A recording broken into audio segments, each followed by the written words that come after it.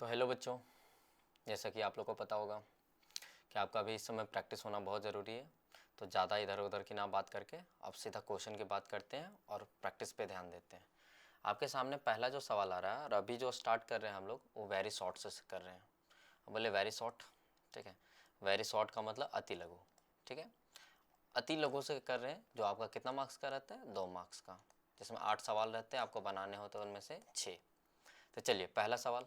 और पहला सवाल आपके सामने क्या आ रहा है कि हम वाहनों में जितने भी गाड़ियां होती है उसमें उत्तल दर्पण का प्रयोग क्यों करते हैं और किसके रूप में। तो पश्च दृश्य, पश्च का मतलब पीछे है ना, दृश्य मतलब देखने के लिए, तो पश्च दृश्य दर्पण के रूप में क्यों करते हैं। तो उसका सीधा 2 नंबर का है, 2 पॉइंट में जवाब देंगे। तो पहला सवाल, तो पहला पॉइंट देंगे, यह हमेशा वस्तु का सीधा प्रतिबिंब बनाता है, उल्टा नहीं बनाता। कैसा बनाता है, सीधा। तो सबसे बड़ा चीज़ ये हो गया कि यह वस्तु का हमेशा वस्तु का कैसा प्रतिबिंब बनाता है, सीधा। और दूसरा, इसका छोटा सा एरिया में, छोटा सा मिरर में पीछे का बहुत बड़ा क्षेत्र दिखता है। जैसे हम आगे गाड़ी चला रहे हैं तो मेरे पीछे बहुत बड़ा गाड़ी भी इतना छोटा होकर दिखेगा, तो इससे पता चलेगा कि पीछे मेरी कोई गाड़ी चल रही है। ओके। तो सबसे पहला, यह हमेशा वस्तु का सीधा प्रतिबिंब बनाता है।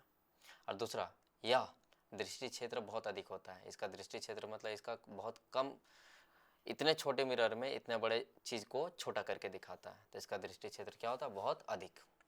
ट्रिक याद रखोगे, अगर भूल जाओगे तो उत्तल का मतलब होता है उठा हुआ, बाहर निकला, जो बाहर झांकेगा वही दूर तक देखेगा। सिंपल।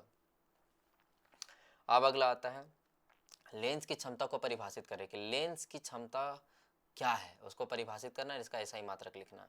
तो सिंपल है, क्षमता का मतलब होता है किसी का पावर। तो लेंस की क्षमता क्या बताता है, तो लेंस की क्षमता यही बताता है कि प्रकाश की किरणों को मोड़ने की शक्ति को उसकी क्षमता कहते हैं, कि प्रकाश की किरणों को कितने बार मोड़ा। तो लेंस की क्षमता, लेंस द्वारा प्रकाश की किरणों को मोड़ने की शक्ति को उसकी क्या कहते हैं, क्षमता। लेंस कितने प्रकाश को मोड़ सकती है उसी को बोलते हैं प्रकाश की क्षमता। तो बोले क्षमता का ऐसा ही मात्रा क्या होता है, डायोप्टर। कौन सा ऑप्टर बेटा, डायोप्टर, ठीक है। और डायोप्टर को किसे डिनोट करते हैं, डी से। क्लियर है।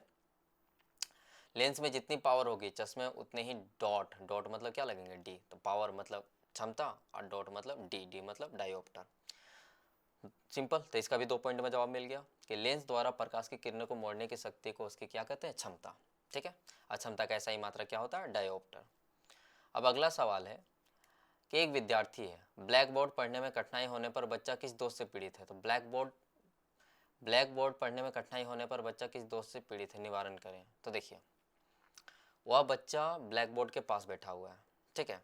तो बच्चा सिंपल सा है कि ब्लैक बोर्ड के पास बैठा हुआ है, नहीं, ब्लैक बोर्ड पढ़ने में कठिनाई होने पर, तो इसका मतलब है कि वो बच्चा पीछे बैठा हुआ है। सवाल यही समझ लीजिए, ब्लैक बोर्ड पढ़ने में होने पर बच्चा किस दोष से पीड़ित है, तो बच्चा पीछे बैठा हुआ है। तो इसका मतलब वो दूर में बैठा हुआ है, उसका ब्लैक बोर्ड नहीं दिख रहा है। इसका मतलब उसे कौन सा दोष है, निकट दृष्टि दोष। निकट में क्या होता है, निकट की वस्तुएं साफ साफ दिखाई देती है। निकट दृष्टि दोष क्या होता है, निकट की वस्तुएं साफ साफ दिखाई देती है परंतु दूर की वस्तुएं साफ दिखाई देती नहीं है। तो देखिए, यह बच्चा किससे पीड़ित है, निकट दृष्टि दोष से, ठीक है। और इसका निवारण कैसे कर सकते हैं, कौन सा लेंस, अवतल लेंस। कौन सा लेंस, अवतल। क्लियर है, कौन सा लेंस, अवतल लेंस। अब ट्रिक के साथ रखोगे, निकट की समस्या, अवतल मतलब अंदर धंसा हुआ वाला चश्मा लगाओ और हीरो बन जाओ। सिंपल। निकट की समस्या, निकट वाला समस्या क्या है, निकट की समस्या को दूर करने के लिए एक ही चीज़ ध्यान में रखना है कि अवतल मतलब अंदर धंसा हुआ वाला चश्मा लगाओ और हीरो बन जाओ। ट्रिक ऐसे। अब क्वेश्चन नंबर देखिए अगला, कि प्रकाशीय वियोजन का समीकरण लिखिए। तो प्रकाशीय वियोजन क्या होता है, जिसमें मेरा सिल्वर क्लोराइड होता है AgCl, और जिससे धूप लगता है इसमें क्या आता है, सन। जैसे सन पड़ता है इसमें, आप इसका देखे होंगे कि एक डिश था और उसके ऊपर AgCl का लगा था और यहाँ सूर्य का किरण पड़ा, तो ये AgCl Ag में टूट गया और किस में टूट गया बेटा, Cl में। मतलब सिल्वर और किस में टूट गया, क्लोराइड में। तो यह कैसा वियोजन है, प्रकाशीय वियोजन। तो यह प्रकाशीय वियोजन अभिक्रिया है। क्लियर है। और समीकरण लिखना तो सिंपल, AgCl ये ठोस रूप में था, जैसे सूर्य का प्रकाश पड़ा था, जब भी किसी चीज़ का किस चीज़ से हो रहा है नहीं हो रहा है तो तीर के निशान को ऊपर लिखते हैं। तो यहाँ क्या पड़ रहा है, सूर्य का प्रकाश। तो Ag और किस में टूट गया, Cl। और समीकरण को एक बराबर करना जरूरी है कि इधर कितना Ag है, इधर कितना Ag है, इधर कितना Cl, इधर कितना Cl है। तो देखिए Ag कितना, एक, Ag एक, लेकिन यहाँ Cl 2 था, तो Cl 2 करने के चक्कर में Ag भी 2 हो गया, तो इसकी वजह से Ag भी कितना करना पड़ा, 2। क्लियर है। अब बाहरी कोश वाले तत्व, देखिए बाहरी कोश बाहरी कोश, जैसे आपको पता है कि बाहरी कोश पूर्ण वाले दो तत्वों का नाम लिखिए, मतलब वैसा तत्व जिसका बाहरी कोश पूरा होता है। बाहरी कोश का मतलब क्या होता है, जैसे एग्जाम्पल के तौर पे हम सोडियम एग्जाम्पल लेते हैं। सोडियम का परमाणु संख्या होता है 11। इसका अगर इलेक्ट्रॉनिक विन्यास करते हैं, पहला कक्ष में 2, दूसरा कक्ष में कितना 8 और तीसरा कक्ष में कितना 1। इसका बाहरी कक्ष अपने आप में पूरा है नहीं, पूरा करना पड़ेगा। लेकिन कुछ ऐसे तत्व है जिसका बाहरी कक्ष क्या होता है, पूरा होता है। तो बाहरी कोश पूर्ण करने वाले तत्वों के नाम लिखिए। तो 2 नंबर में पूछा था, 2 ही पॉइंट देना पड़ेगा। हीलियम, कितना हीलियम। अब बोले हीलियम कैसे, तो हीलियम कितना परमाणु संख्या, तो 2। तो इसका जैसे पहला कक्ष में डालते तो पहला कक्ष पूरा हो गया। उसी तरह नियोन, नियोन का परमाणु संख्या होता है 10। पहला कक्ष में डालेंगे 2, दूसरा कक्ष में कितना डालेंगे 8। देखिए बाहरी कक्ष पूरा है, जितना जो कक्ष में जितना होना चाहिए इलेक्ट्रॉन उतना इलेक्ट्रॉन क्या है, पूरा है। इसीलिए 2 ऐसे तत्व है जिसका बाहरी कक्ष या बाहरी कोश क्या होता है, पूर्ण होते हैं। तो ये कैसे तत्व हो गए, बाहरी कोश पूर्ण वाले तत्व। ठीक है, हीलियम और कौन, नियोन। ट्रिक के साथ रखो, जिनका पेट भरा है तो उसे दुनिया से क्या मतलब। ये एक कैसा गैस होता है, अक्रिय, किसी के साथ क्रिया करता नहीं है। अब बोले समजातीय श्रेणी क्या है, तो समजातीय श्रेणी मतलब वैसा यौगिक, श्रेणी मतलब एक ऐसा सीरीज या ऐसा यौगिक जिसमें जिसमें जो होता है परकार्यात्मक समूह। कौन सा समूह, परकार्यात्मक समूह। बोले परकार्यात्मक समूह क्या होता है, तो देखिए आप कार्बन एवं उसके यौगिक में पढ़े हैं, अगर किसी के लास्ट में OH लगल है तो इसका मतलब सब अल्कोहल बना रहा है। क्लियर है। तो इसी तरह अगर परकार्यात्मक समूह समान है तो उसका मतलब कैसा श्रेणी का लगेगा, समजातीय, समजातीय समान जाति का। तो इसका मतलब उसका स्ट्रक्चर कुछ भी है, फॉर्मूला कुछ भी है, लेकिन अगर उसका परकार्यात्मक समूह क्या है, OH, तो इसका मतलब कौन सा श्रेणी में जाएगा, समजातीय। यौगिक का वह श्रेणी जिसमें समान परकार्यात्मक समूह होता है। समान परकार्यात्मक समूह क्या होता है, समान। देखिए, और दूसरा निकटतम सदस्यों के बीच, मतलब एक यहाँ पे है, दूसरा इसके से कनेक्टेड है, तो दोनों के बीच का अंतर देखोगे तो कितना का अंतर मिलेगा, CH2। CH2 मतलब एक कार्बन और कितना हाइड्रोजन लटका हुआ, 2, एक ऊपर एक नीचे। ठीक है, यही अंतर मिलेगा। क्लियर है। तो एक ही खानदान के लोग, बस एक ही पीढ़ी का अंतर, और कितना पीढ़ी का अंतर है, -CH, मतलब यही बॉन्ड के साथ CH2।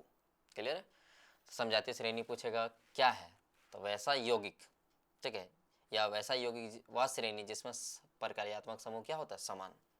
अब होता है विखंडन और बहुखंडन में अंतर स्पष्ट करें, तो 2 नंबर का है, ज़्यादा लिखना भी नहीं है। विखंडन क्या होता है, तो इसमें एक जीव 2 भागों में बढ़ता है। अब बोले खाली लिख देंगे डेफिनेशन तो काम नहीं चलेगा। तो एक जीव 2 भागों में बढ़ता है, उदाहरण कौन, अमीबा। क्लियर है। और बहुखंडन में क्या होता है, बहुखंडन मतलब एक से ज्यादा खंडन, मतलब इसमें एक जीव एक साथ कई कोशिकाओं में बढ़ता है, एक नहीं बहुत सारे कोशिकाओं, जैसे प्लाज्मोडियम। प्लाज्मोडियम का आप देखेंगे तो एक साथ बहुत सारे टुकड़ों में बढ़ जाता है, तो इसे क्या बोलता है, बहुखंडन। और अमीबा क्या हो गया, विखंडन। ठीक है। अब देखिए, विखंडन का मतलब हम दो हमारे दो, सिंपल ट्रिक याद रखिए। विखंडन मतलब हम हैं तो हमारे दो। ठीक है। बहुखंडन का मतलब पूरी क्रिकेट टीम, एक बार टूटेगा ढेर सारा बनेगा। अब आता है पर्यावरण को बचाने के लिए 5 प्रकार के आर क्या है, जिसको हम लोग बोलते हैं कितना आर, 5 आर। और 5 आर का हर एक आर का मतलब होता है कि पहला आर, दूसरा आर, तीसरा आर, ठीक है, उसी तरह चौथा आर, 5 आर, छठा। तो हर आर का एक अपना मतलब होता है। पहला आर का मतलब रिफ्यूज, रिफ्यूज मतलब इनकार करना, मना करना। दूसरा आर का मतलब रिड्यूस, क्या है बेटा, रिड्यूस, रिड्यूस का मतलब कम उपयोग, रिड्यूस कर देना, ज़्यादा कर रहे तो उसको कम करना। रीयूज मतलब होता है पुनः उपयोग। ठीक है। और रीपर्पज का मतलब होता है प्रयोजन में बदलना, मतलब कोई चीज़ है, जैसे कोई टूटा फूटा या कचरा वाला सामान है तो उसको सजा के और नया चीज़ बनाना अपना दिमाग लगा के, तो उसको बोलते हैं रीपर्पज, है ना, जिसको बोलते हैं प्रयोजन बदलना। ठीक है, रीपर्पज। ठीक है। और 5वां आर का मतलब होता है रिसाइकल, और रिसाइकल का मतलब होता है पुनः चक्रण। पुनः चक्रण मतलब देखिए, कोई भी चीज़ को हम दोबारा रिसाइकल करके या उसको प्रोसेस करके नया बना सकते हैं, जैसे प्लास्टिक, प्लास्टिक के बोतल, है ना। तो ये 5 आर हमारे लिए इंपॉर्टेंट है, जिससे पर्यावरण बचा सके। तो प्लास्टिक को बोलो ना, कचरा को करो कम, बार बार चलाओ, और कूड़े को नया बनाओ। मतलब नया बनाना मतलब प्रयोजन में बदलना और पुनः चक्रण। क्लियर है। तो आपको अच्छे समझ में आ गया, पर्यावरण को बचाने के लिए 5 आर का सिद्धांत होता है। तो 5 आर का सिद्धांत क्या है, रिफ्यूज, रिड्यूस, रीयूज।